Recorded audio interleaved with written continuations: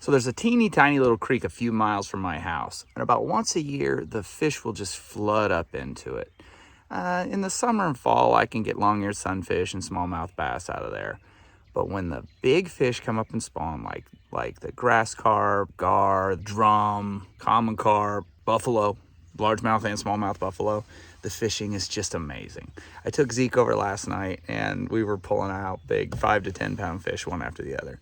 So tonight I'm gonna run out and get into the stream, and I'm gonna hike just a little ways up it where there's a little horseshoe bend. And 4 or 5 years ago is the last time I was in this spot, and when I was there, it had the absolute biggest fish I've ever seen in this stream. And that was where they harbored. So I'm gonna try to get to that spot and see if that's still the case now, and just do a little exploring. I'm just gonna throw night crawlers today. That's pretty much the thing. Everything will bite, and I could probably catch 6 or 7 different species of fish out here this evening. So let's go get wet. Actually, a little bit chilly today. I should have wore waders.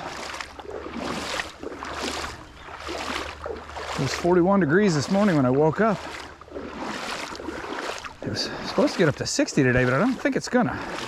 It's probably about 55 right now. And the water's still pretty chilly from the winter. And I'm wearing shorts. It's good thinking. Not a nice limb.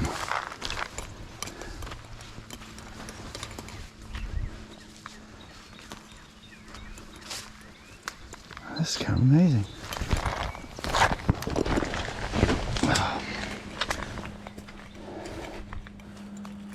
Huh. Well, it's gone. So the river used to come this way, and there's a big sandbar over there. Now the river is over there, and this all filled in. Isn't that something? I'm still gonna hop down here and explore a minute, but I don't think there's a great chance there's a lot of fish in here. That's a pretty decent channel over there. Let's try it.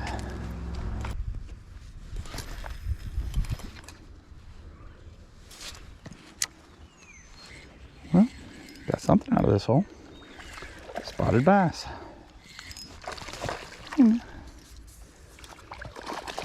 So that's species number 1. And that's a fat one too. Oh, my mistake. That's a smallie. Pretty one. Look at that fat belly. Well, you were hungry, weren't you?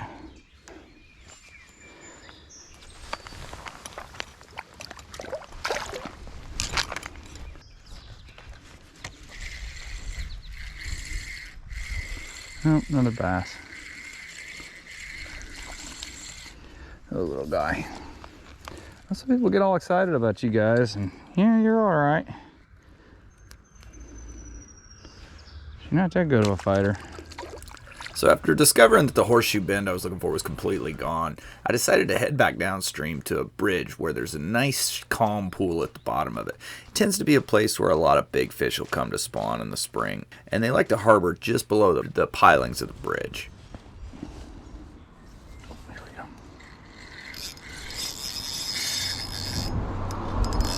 There we go. Ooh, we got a nice one there. He's hungry too. I think it's a buffalo.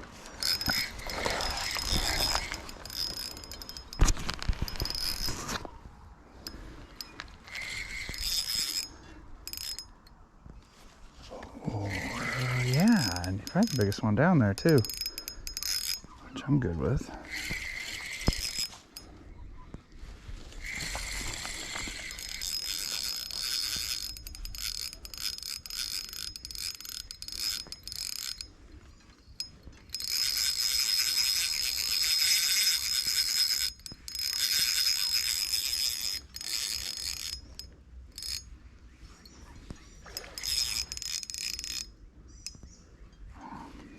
He's not fighting like a buffalo. I wonder if it's a drum. They kind of look similar at first. If it's a drum, it's a big one. Oh, I see scales. It's a buffalo. Oh, there he gave up. Gave up the ghost.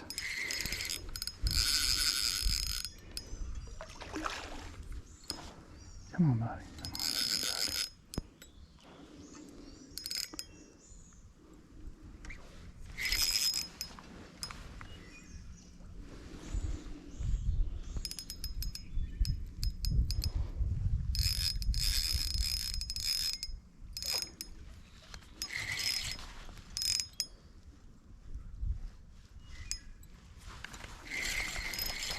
they school up and like one of them's actually following him.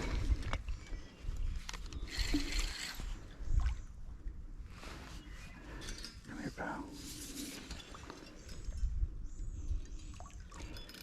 That's as big as that one Zeke got yesterday.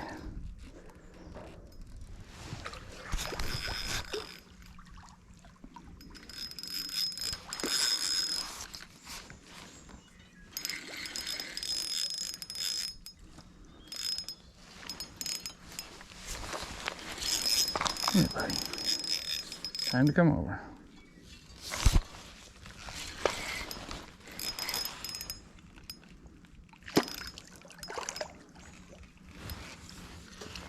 Come here, pal. Come here. Come here.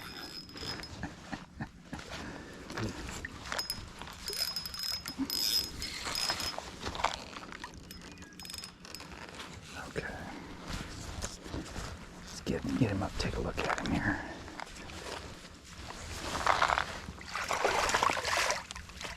Well, he doesn't fit in my net, that's for sure.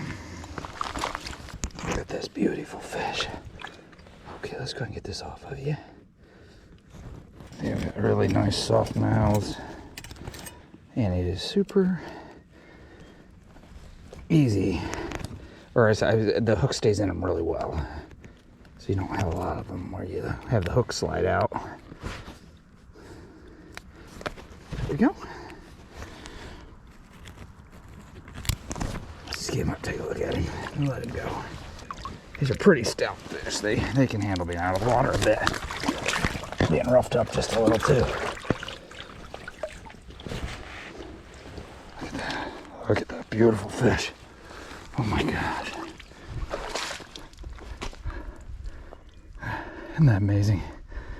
These fish are just running around up and down this stream.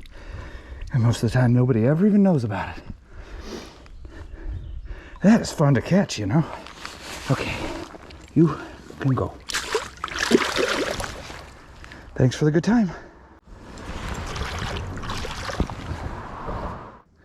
I want one of those big grass carp. I see him right there. That's what I want. By the way, if you're not a carp fisherman, grass carp are not vegetarians. They will eat worms, especially. They love them, especially in the early spring. Later in the season, I don't get them on worms. But early in the spring, I have frequently got grass carp on worms. All the fish I want, the grass carp are all right here right now, so I'm gonna put a new worm on, freshen it up.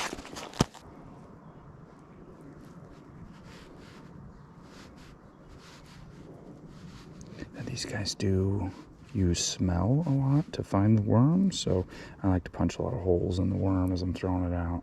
I don't like to put it on there just perfectly through the center. I like to kind of weave it because it lets a lot more of that delicious wormy flavor out there.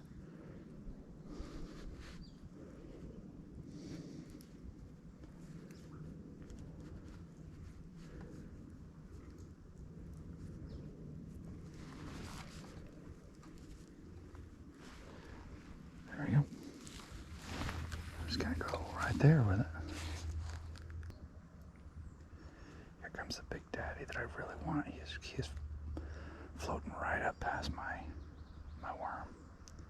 I can't see where the worm's at. I've lost it, but he just went down. It looks like he fed on something.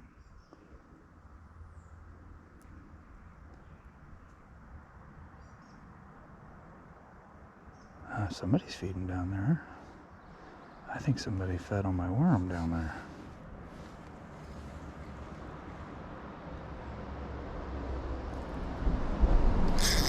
Oh, yes. Guess who it is? Big Daddy. Hey, Big Daddy, and you came right to me. You're not going to let it be that easy, though, I know. He's the big one. Look at this fish. Oh, my gosh, yes. He's an absolute cow.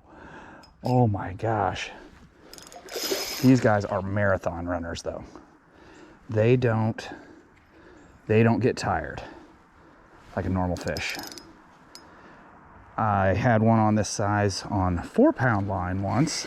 Actually, no, excuse me, on 10-pound line and an ultralight rod. And I fought him for about 60 minutes.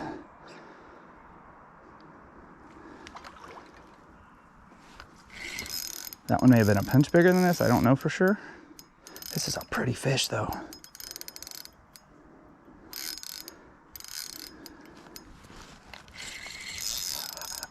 And I have a 6-pound fluorocarbon. I have a much better rod this time though for the job. And I need a big net. I'm still gonna let him try to get wore out a little.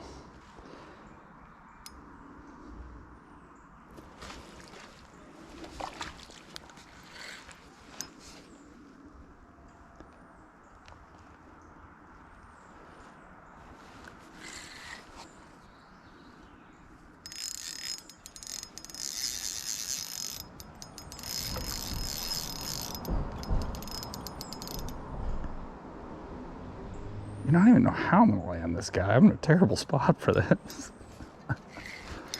Here, we'll just bring him over here and we'll say, hey, you.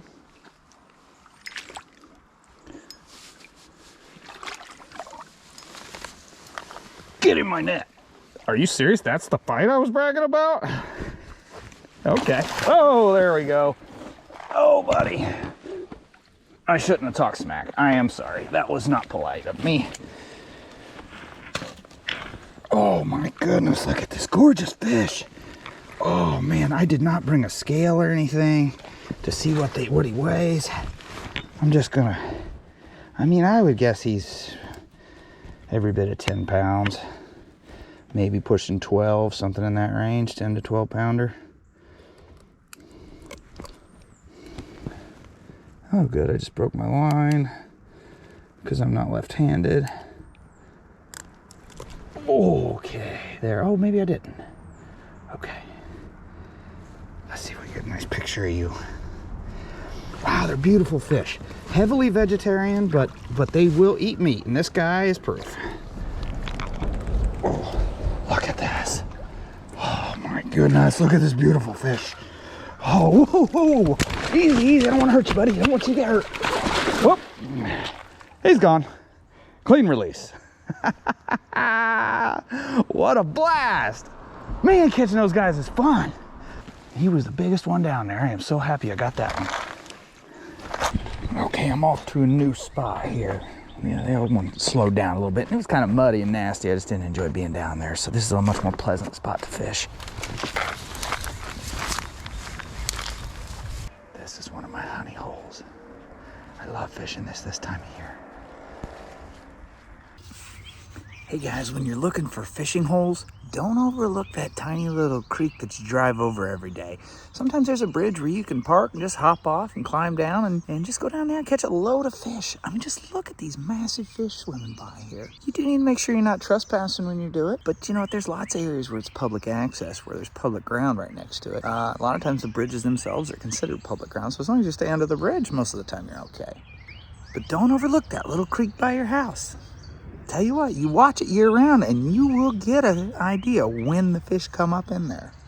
And when they do, it'll blow you away. And most people just don't even know there are fish in here. This tiny little stream I'm at, I think I'm the only person that fishes it. When people talk about this stream, they act like there's not even fish in it. Most of the time it's pretty milky and chocolatey. But I watch it like a hawk because I drive over it every day. And I know exactly when the fish are coming up, and I know when they're doing it every single year. And so I can come down here and just hammer these fish when it's time. And it is so much fun. These fish are underrated. I tell you what, catching carp and buffalo, gar is underrated. They could be an absolute blast, and they're every bit as much a challenge as trout, salmon, or bass. If you like catching big, strong, challenging fish, I'll tell you what, you got to consider this.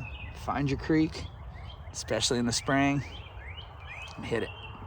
And I say they're a challenge too because you think it's fish in a barrel here, but it's not. I've been sitting at this spot for 45 minutes now with a night crawler under the noses of these buffalo as they're going up and down, and they're ignoring it.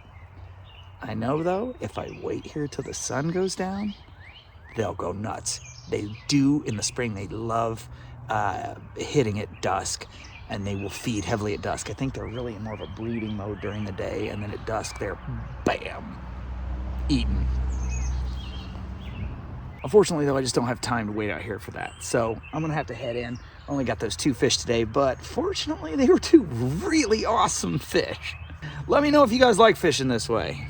Curious to hear about it. Thanks for coming along, guys. Have a great day. A big buffalo and a giant grass carp. Life is good.